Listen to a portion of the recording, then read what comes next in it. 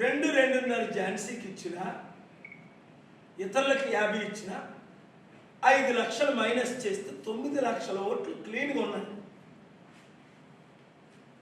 పోనీ వాళ్ళకి ఇంకొక లక్ష ఇచ్చి భరత్ 2.5 3.5 4 ఇచ్చి ఝాన్సీది 2ది 3 ఇచ్చిన 7 అందరికి 50 ఇస్తే 7.5 ఇంకా 6.5 lakhs ఉన్నాయి.